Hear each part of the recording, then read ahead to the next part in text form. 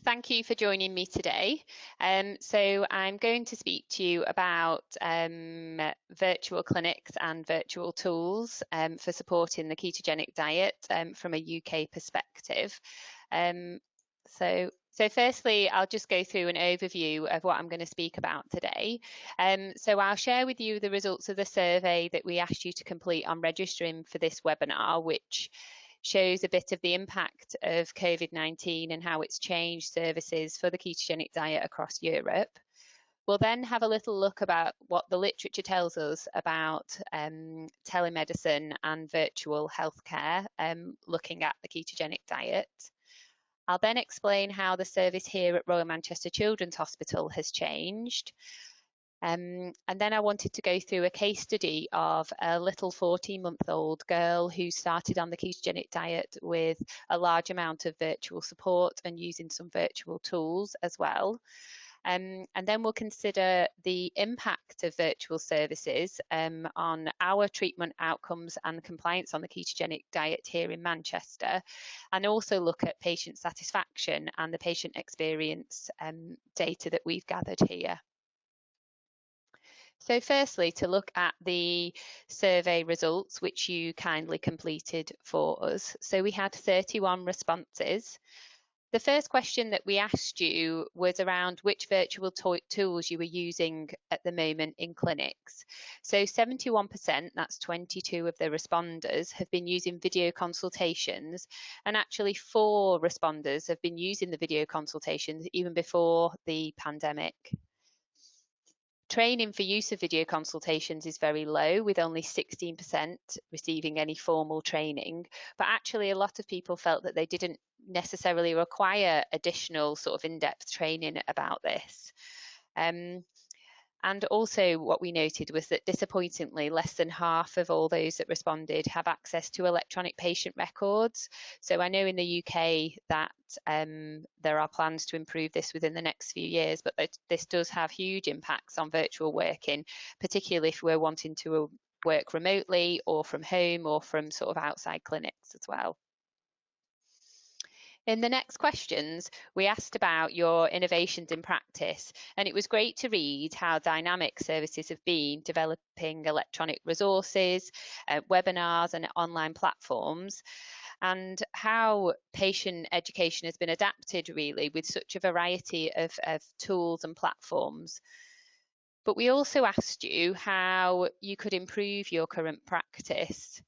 And I guess one of the biggest things that was mentioned more than once was the amount of technical support for families which is required, that there actually needs to be better IT infrastructure to support sort of virtual working, and that one of the biggest challenges is around anthropometry. And this is actually mirrored in the literature, so I'll mention this again later. So looking at the anthropometry in particular, you shared with us lots of innovative ways of monitoring by accessing primary care or community services, educating parents to be able to complete the measurements themselves, but you also suggested other proxy measures of using photos and clothing sizes for guides of sort of how anthropometry may have changed. As well as the challenges, we asked about the perceived impact on care given virtually. 87% of you felt that care was not impacted, but there were a proportion that felt there had maybe been an increase in safeguarding concerns, and this was about a quarter of responders. There were also concerns about engagement from families, rapport, and maybe that things had been missed with video consultations. And I think these are concerns that I certainly echoed and that we will see is also echoed in the literature. So despite those concerns, 97% of you would actually want to continue video consultations as part of your practice. But looking at parental and patient satisfaction, only 20% have actually formally assessed this.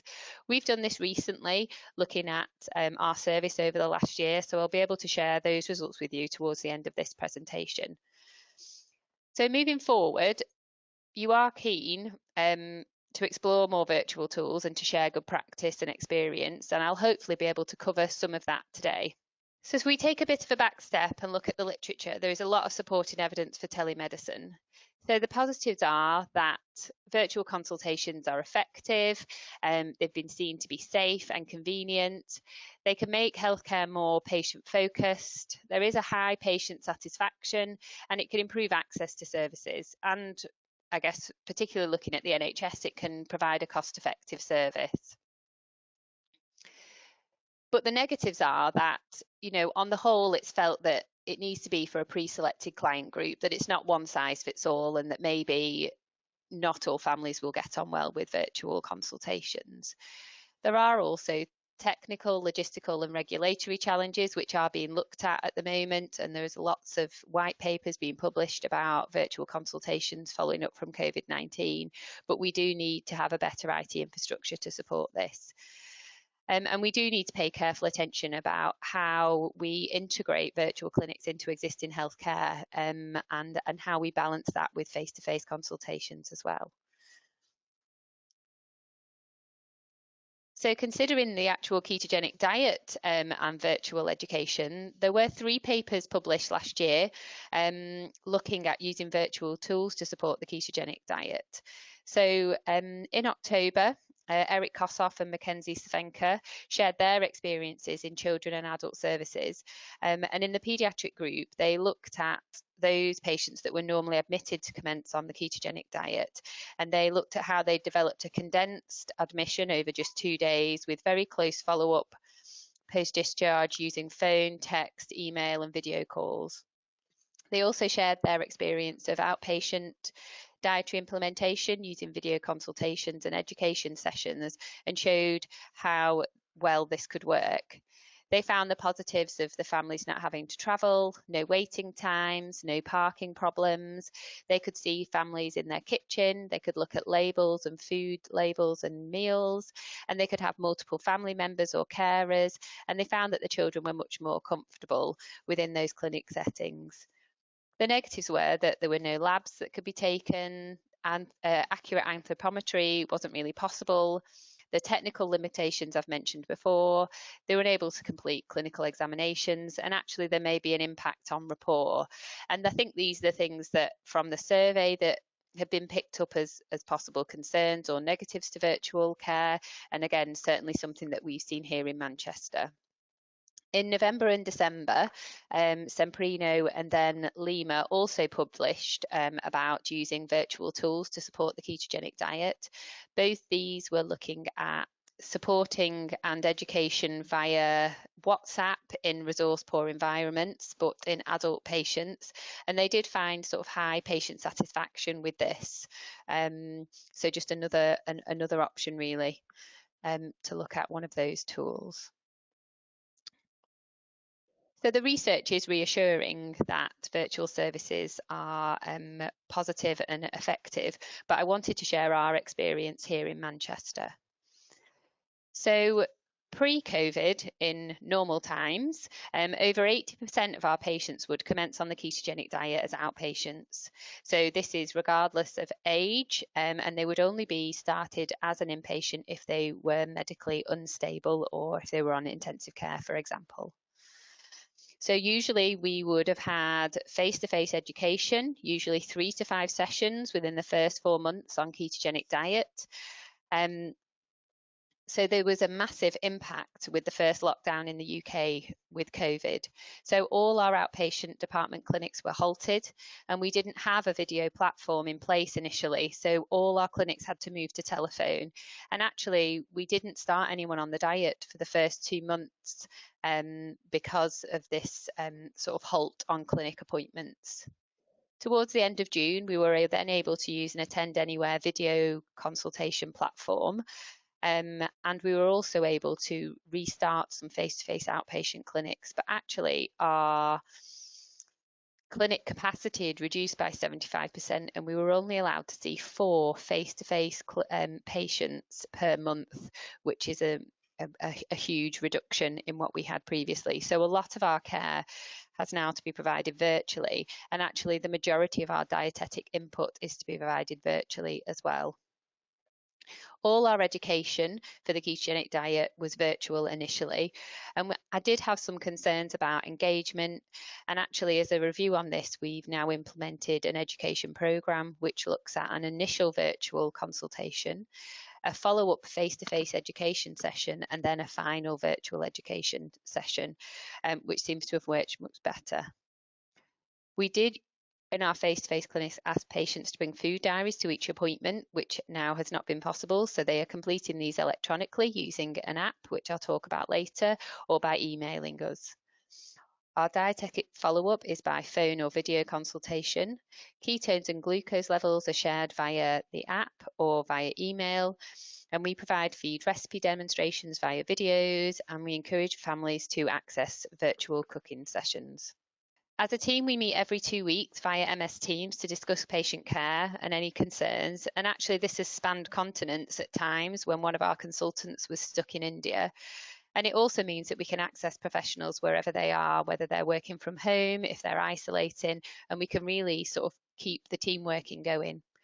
We've also been able to have better contact with schools, local teams, and respite teams by using video meetings, and we can provide training to schools, respite centres, community nurses. And most recently, we've just introduced a training programme for district general hospitals to support the ward staff and improve the patient experience for those ketogenic diet families that may be attending their district general due to ill health or for routine procedures. So actually, our service has changed quite a lot. We were completely face-to-face with just telephone follow-ups, and now we're almost completely virtual. We were just now trying to navigate that midpoint of having some more face-to-face appointments in there as well. So next I wanted to share with you a case study of a little girl who started on the ketogenic diet during the pandemic. And how we supported her, not just with virtual and video consultations, but with a number of virtual tools.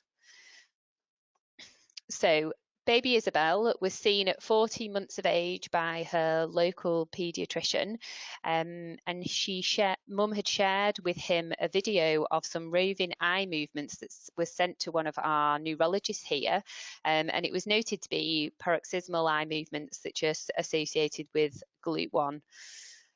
So these had been occurring since 10 months of age. She was sent for an LP and her CSF glucose was 1.7 with a blood glucose of 4, and she was given a provisional diagnosis of GLUT1 transporter deficiency syndrome. She was breastfed almost completely with very minimal solids and quite significant oral aversion. She would not take a bottle and she would not take a cup. When she was first seen by the neurologist before seeing any of the ketogenic diet team, she was told about the ketogenic diet and told that she would have to stop breastfeeding. So when I first met Mum, I chose a face-to-face appointment as they just had a new diagnosis. And Mum was very stressed and quite tearful because she tried to stop breastfeeding, and actually Isabel had refused to drink for 2 days and was still refusing to eat. So she was actually quite dehydrated when she attended the appointment. I provided some general education around the ketogenic diet and arranged for her to have a short admission to establish the ketogenic diet via nasogastric tube, so that they could continue to breastfeed and also so we could start an oral taste program. She did have some developmental delay. She had quite low tone, she was struggling to sit, and her fine and gross motor skills were impacted. So I felt that we needed to establish her in ketosis before we could expect that her oral skills would dramatically improve. So we established the diet as an inpatient using the nasogastric tube, and then following discharge we had regular video consultations to assess her progress. We could make these MDT sessions via Attend Anywhere with her local speech and language therapist, and we looked at a weaning program and food desensitization program using appropriate foods whilst also maintaining ketosis. Mum used the My Ketogenic Diet app to monitor her ketones and glucose levels, and she was also able to keep a food diary and calculate some of the carbohydrates that she was having each day. She reached ketosis within 3 days of starting the nasogastric tube feeds, and she was on a 3-to-1 classical diet. She had formula via a nasogastric tube, and she was able to breastfeed freely.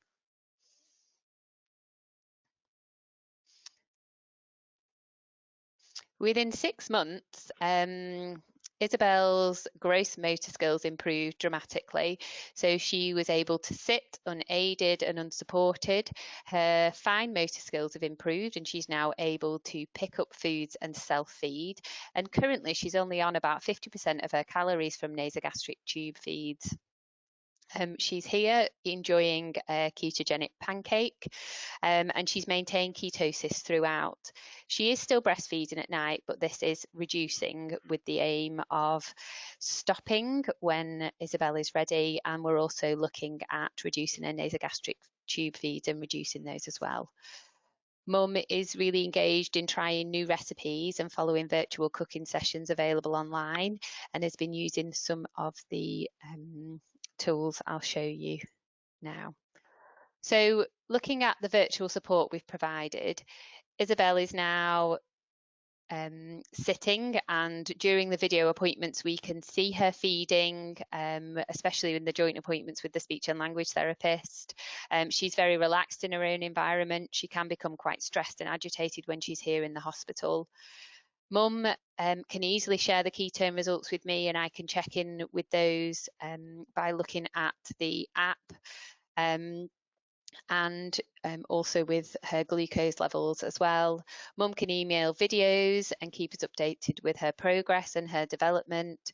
And she's also been able to continue to attend appointments and education sessions when she's been isolating or the other children in the household have been isolating as well.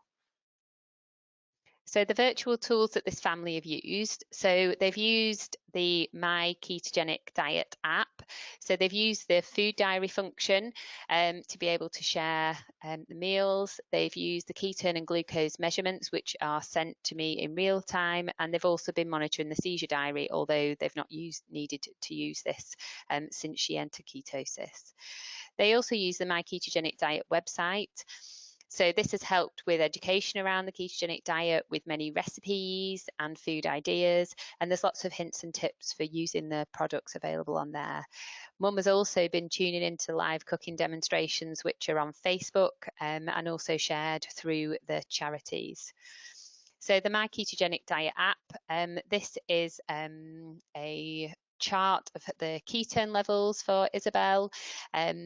So actually in the last week, so Mum checks ketones twice daily and adds them in there. Around this period, we adjusted her about a week ago, reduced some of her feed that she was getting through the nasogastric tube, and her ketones have leveled out nicely. And it's a really easy way for me to be able to see how any changes to the diet are impacting on levels without Mum having to read off the levels and the times to me. And Mum's also able to add in any foods that she's having to calculate how much fat, protein and carbohydrate she's having through the day, in addition to her nasogastric tube feeds. She's also using lots of recipes from the My Ketogenic Diet website. She tried one of the Easter cakes this weekend, which went down very well, although she's only given some small amounts. But she's also found the cooking demonstrations really helpful because there's a lot of new products and foods which she has not used before, and self-confessed she had said that she's not the greatest chef, so it's been really helpful to have this support. So it feels like it's been a really successful introduction onto the ketogenic diet, and we've been able to ensure continued compliance, and Mum doesn't feel that her diet is restricted or impacted at all, and we'll just continue to encourage her to try lots more different foods and hopefully be able to remove the nasogastric tube over the next 3 months. So that was just a bit of a picture of one particular patient case, but I also wanted to share with you some information about the impact of virtual services on our patient group here in Manchester. So considering the use of video consultations and less face-to-face patient contact, I had been concerned that perhaps compliance to the ketogenic diet maybe hasn't been quite as good, or that building rapport with family has been impacted. And I also had a worry that maybe our provision of care wasn't to the same standard. So I did a review of our service here in Manchester. So I looked at the financial year pre-COVID, so April 2019 to March 2020, and compared that to the last 12 months. So the number of patients started on the diet is fairly equal, in fact, 4 more during this last year, despite the pressures of COVID. The biggest impact really is in the average time from referral to starting the ketogenic diet. So actually the wait to start the ketogenic diet has been much longer. And I believe that's down to sort of the sort of partial closure of services during the initial peak, which was towards the end of March 2020 in the UK. There has been a change, obviously, in how we've provided the diet. Usually around 10 to 15% of our patients would start the diet as an inpatient in any given year. Last year, there was a sort of a higher proportion of patients starting the diet as an inpatient, but we had a number of quite unwell patients. And this has reduced to 2. And I think that we would, that may be reflected as well, that we've had less beds.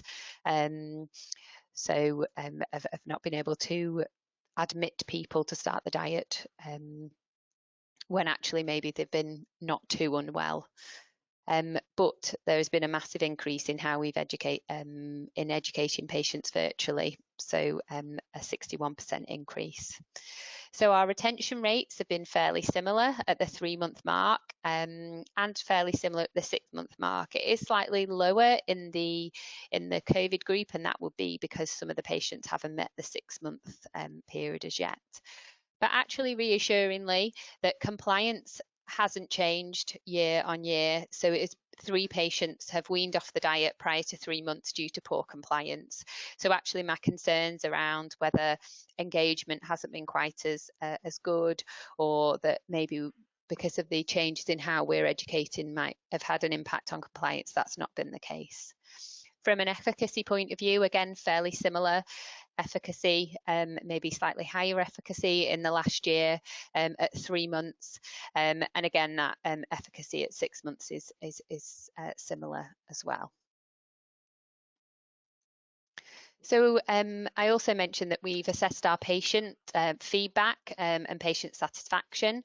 So firstly, we asked families to tell us about telephone appointments, and this was rated 4.8 out of 5, so rated highly. The positives to having a telephone appointment, and this is in place of a face-to-face appointment, is it saves time on travel, reduce the risk of COVID. Children are more relaxed and there's no stress trying to park. And again, this is what was mirrored in Kossoff's paper published at the end of last year. The negatives reported by our families were that they can feel rushed, that it could be difficult to describe a seizure, that telephone calls perhaps feel a little less personal, that we can't get the blood tests or those labs done. That the families were missing the face-to-face connection, and that if we had multiple people on the call, it could feel quite confusing. We then went on to ask about their feelings around video appointments, and again, they rated these highly at 4.8 out of 5. Very similar from a positives point of view, but they felt that it was also a benefit to see and talk to all the team via video, and some families felt that it was good as a face-to-face appointment. The negatives were around technology, so the connection can be quite poor, and again, as mentioned in the literature, maybe that there is worries about missing or that reduced rapport without having the face-to-face connection, unable to do a clinical examination, and also unable to do those labs and blood tests as well. And we also asked about the face-to-face appointments, particularly during the last 12 months, so with the impact of COVID. And this was rated as 5 out of 5 for our face-to-face appointments. So the positives for having face-to-face is that the families felt they were much more personal. They felt very safe with the COVID measures that we had in place. All the blood and urine monitoring could be done. It helps to build the relationship with the team. It's good that they can see the team all together, and they felt the communication was much better. But the negatives were the travel time, the waiting times in outpatients, parking, and also worries around the risk of contracting COVID. So 95% of our patients felt that their care had not been impacted negatively by COVID. One parent did feel that the care they received was not necessarily impacted, but there had been challenges around arranging blood tests locally.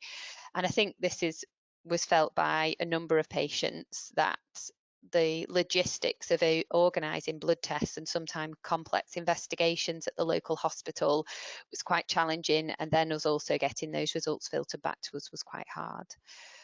But 95% of them did want to continue to have video consultations. And actually, we've agreed as a team that we want to alternate our face-to-face and video consultations so that we will see families face-to-face at least once or twice a year, and then just use video consultations for that sort of alternate clinic appointment, which we feel would be the best option of both worlds.